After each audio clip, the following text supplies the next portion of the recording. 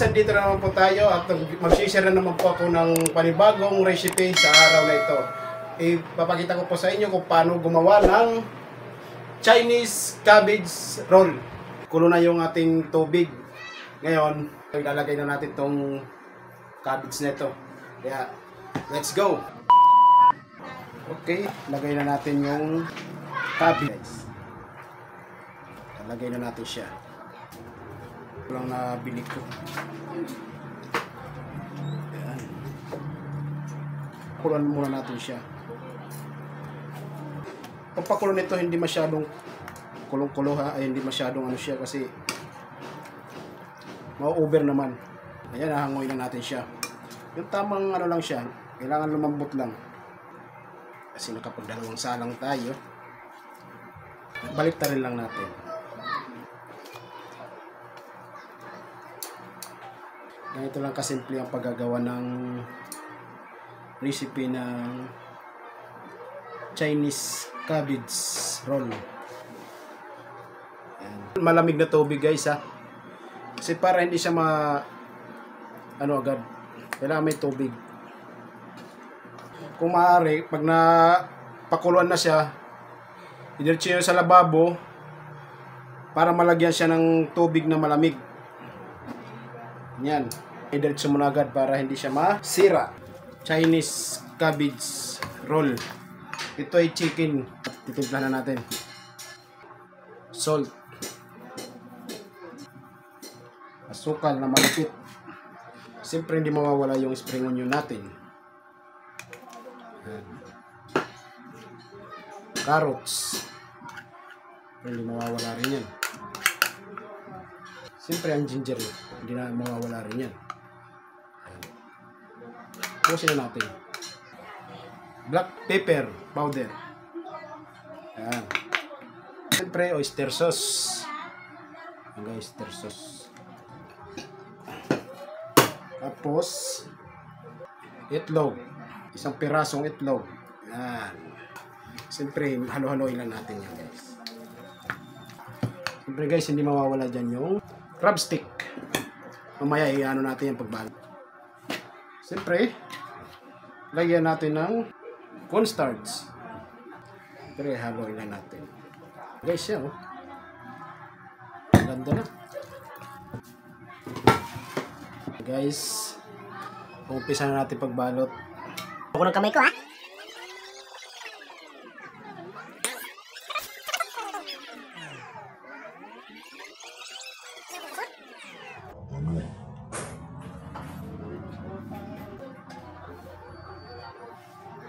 Bale, pa-fried pa naman natin to eh. Pa-fried pa natin to kaya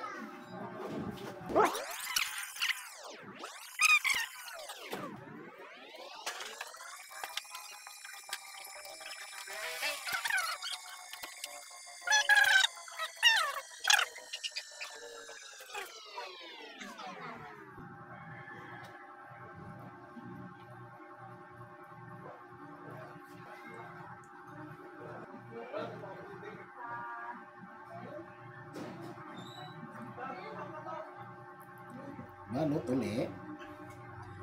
May topping lang ng konti. Madadala pa yan mamaya sa akin pag kasi piprito ko pa to. Guys, finish na tayo. Lalagyan lang natin muna.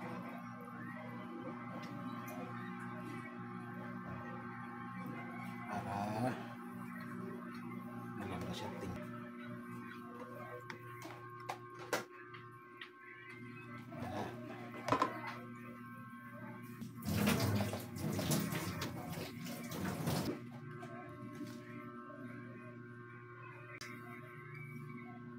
Nabalot na siya. Guys, i-steam natin.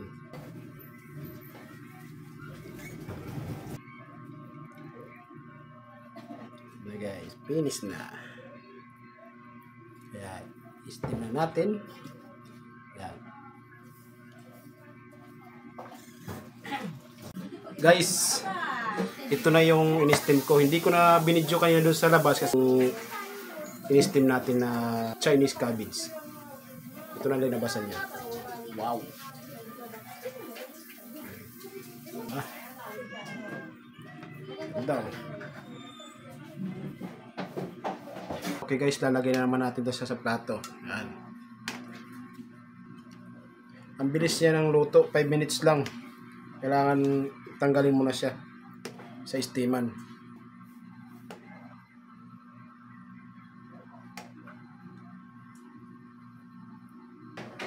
Ngayon, yung susunod naman gagawin ko nito ay ipiprito ko naman.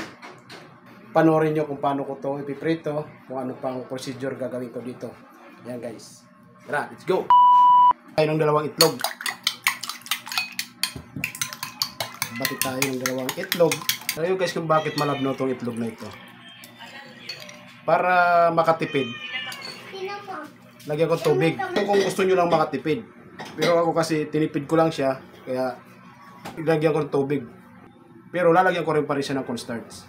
Ito ano ko lang sa inyo para alam nyo kung gusto nyo makatipid sa itlog o hindi. Pwede naman.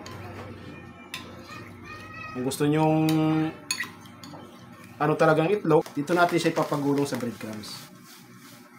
Ayan. Okay guys, start na tayo. Gugulong ko muna siya dito sa harina ay cornstarch, tapos lalagay ko dito sa kuko, gugulong sa breadcrumbs. Isa, diba? Ganun lang yan kasimple. Pag nagkaroon na ako ng magandang kitchen, mas maganda ng pagbablog ko. Ngayon medyo nag-uumpisa pa lang tayo, sana dumami ang aking viewers at saka yan. Sana suportahan nyo palagi ang aking mga upload na videos para sa paggawa ng mga recipe. Sana suportahan nyo po. Yan guys. Sana huwag kalimutan pag nood, i-like nyo naman ang video ko at i-share nyo, tapos subscribe na rin. Subscribe na rin ang aking YouTube channel, Chef Romeo Vlog. Medyo nag-uumpisa pa man ako kasi medyo tumigil uli ako eh. Ngayon binalikan ko. Ito guys, hindi ko lang pinakita sa inyo kung anong ginawa ko dyan, pero kasi ang video ko nakatutok lang talaga dito sa ano ko, kaya malayo ang lababo ko. Nilagyan ko ng tubig yan para hindi na umano pa yung itlog, maraming magamit. Nasa inyo naman din yan, kung gusto nyo lang. Kung gusto nyo medyo magandang pwede nyo naman damihan ng itlog. So, tinipid ko lang. Option ba? Pag alam mong wala ka ng itlog na maanuhan. Ito saglit lang ito iprito. Pag golden brown na yung breadcrumbs ito, luto na kasi in-steam ko na rin ito eh. Guys, tapos na natin i-roll doon sa breadcrumbs. Ito na ang finished product niya. Pang! Yan. Yan. Tapos na siya. Ngayon, ipiprito na lang natin yan. Diba? Okay, let's go. Fried na tayo.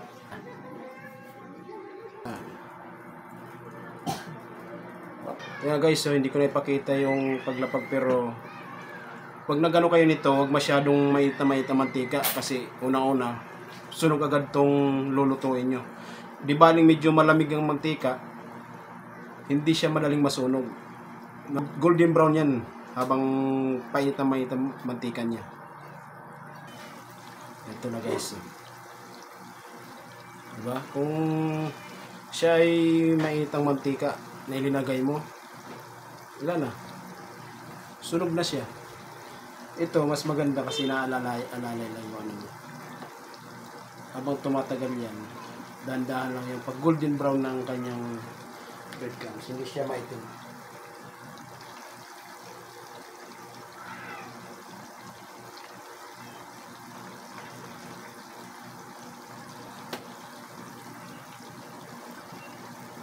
Ganda niya guys. Ano ng kulay.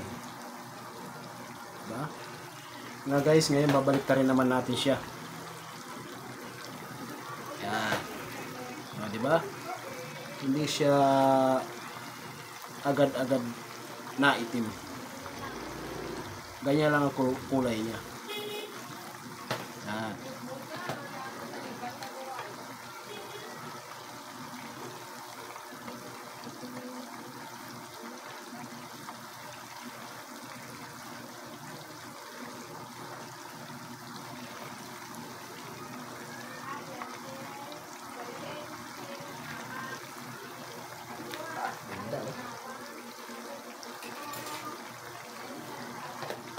Ganda ng kulay niya.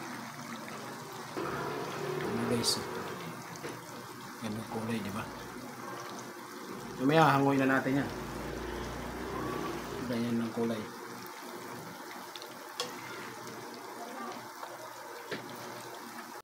Mga guys, hangoy na natin. Yung hangoy natin yung golden brown. Ayan. Ayan.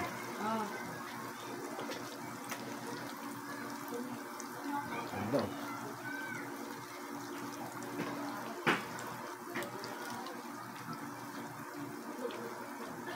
Ganda kulay guys.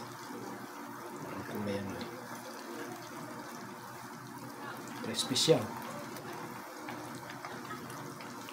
Ang laki. Ito na yan guys. Ha?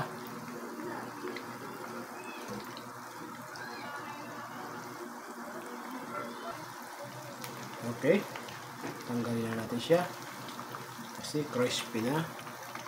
Ayan na siya. Kaya lang dapat ang kulay. Para hindi siya sunog. Kasi luto naman to eh. Ni-steam ko na eh. Kaya kunting prito mo na lang.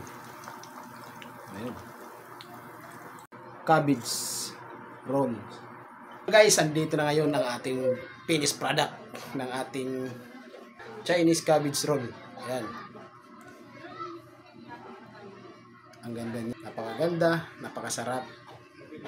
Kaya kung gusto nyo matutunan yan, panoorin nyo lang ang video na ito. Siyempre, sasawsaw natin dito. Ayan. Ayan. Sarap. Ayos. Video sa pagluluto. Sana guys, paki-subscribe naman po yung aking YouTube channel na Chef Romeo Vlog. Paki-like, share na rin po. Maraming salamat. God bless po.